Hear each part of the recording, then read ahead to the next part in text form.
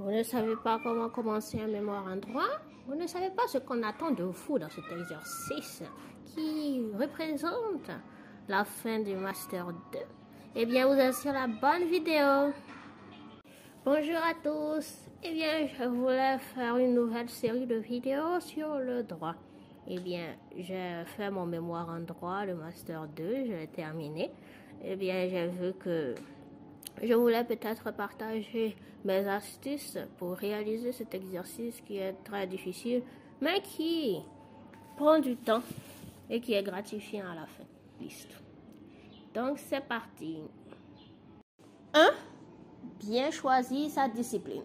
Et oui, quand vous voulez faire un travail qui est le mémoire en droit, il va falloir forcément choisir une discipline du droit. Voilà. Vous savez, en droit romano-germanique, dans le système licence, master, doctorat, nous nous divisons en droit public et droit privé. Vous devez choisir donc votre branche déjà dès la licence 3 et c'est ainsi que vous aurez une licence en droit public ou en droit privé. Eh bien, à partir du master, vous deviez vous spécialiser. C'est pour ça que vous allez faire un mémoire en droit. Et donc, il faut bien choisir sa discipline. C'est parmi toutes les matières que vous avez apprises, que ce soit du droit matrimonial en droit privé ou bien du droit constitutionnel en droit public. Vous devez choisir une de ces branches-là. Deuxième point très important, faire une bibliographie de base. Eh bien, dès que vous avez trouvé votre discipline, il faut vraiment que vous sachiez qui sont les personnes, les juristes qui ont disserté sur votre problématique. Eh bien, si vous voulez savoir quels sont les rôles du président de la République, il va falloir voir tous les constitutionnalistes qui existent sur la question et commencer d'abord par votre manuel de cette matière, tout simplement de manière pratique. La troisième étape, c'est de chercher un problème à développer. Effectivement, quand vous allez prendre votre manuel de la matière, quand vous avez choisi votre discipline, il y a beaucoup de problèmes qui sont développés à l'intérieur. Et c'est très important d'en choisir un sur lequel il y a beaucoup de polémiques et vous voulez mettre votre grain de sel. Et c'est ça qui va permettre d'être juriste maintenant. Quand vous avez vu une question, un chapitre qui cause beaucoup de problèmes, comme une définition, comme une nouvelle institution qui est arrivée, vous voulez savoir si elle va régler le problème qu'elle est censée régler, eh bien, vous avez déjà une problématique. Quatrième étape, classer les auteurs selon leur camp et arguments. Eh oui, c'est ce que je vous ai dit. C'est une question où chacun dit soit oui, soit non. C'est ça que vous devez faire un tableau avec quels auteurs disent oui, quels auteurs disent non. Et quatrième étape, c'est choisissez votre camp.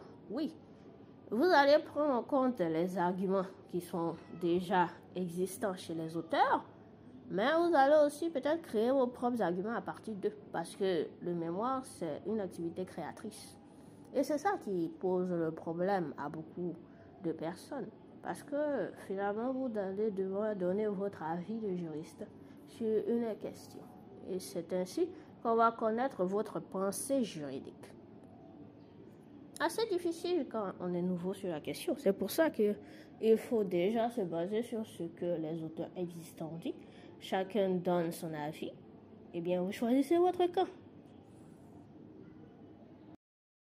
Vous pouvez faire votre plan en fonction. C'est la dernière position. Alors, votre plan, effectivement, il n'est pas de définitif. Parce qu'actuellement, dans cette vidéo sur les bases du mémoire en droit, on cherche surtout à affiner votre esprit et à savoir si vous êtes capable de choisir une problématique qui vous intéresse, à laquelle vous pouvez donner votre avis et avoir les arguments nécessaires. Et c'est ainsi que vous allez pouvoir construire votre plan. Effectivement, il y aura une vidéo spéciale pour chacun des points que j'ai évoqués. Donc, si vous avez beaucoup de questions déjà et même des sujets auxquels vous voulez savoir comment les traiter, eh bien, vous pouvez écrivez dans les commentaires et on va vous répondre. Peut-être ça fera même l'objet d'une prochaine vidéo, on ne sait pas. Mais dans tous les cas, je lirai vos commentaires avec attention. Donc, en attendant, abonnez-vous. Cliquez sur la cloche de notification et mettez un pouce bleu. Mettez aussi votre commentaire parce que les commentaires m'aideront à avoir beaucoup d'idées pour pouvoir vous aider dans l'avenir. Donc, sur ce, merci de votre attention. Allez, abonnez-vous et commentez surtout. Merci beaucoup. Mais tous mes liens et même mon mémoire sont en description dans mon bio-link.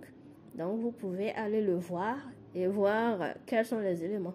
Vous pouvez en discuter aussi dans les commentaires. Donc, au revoir.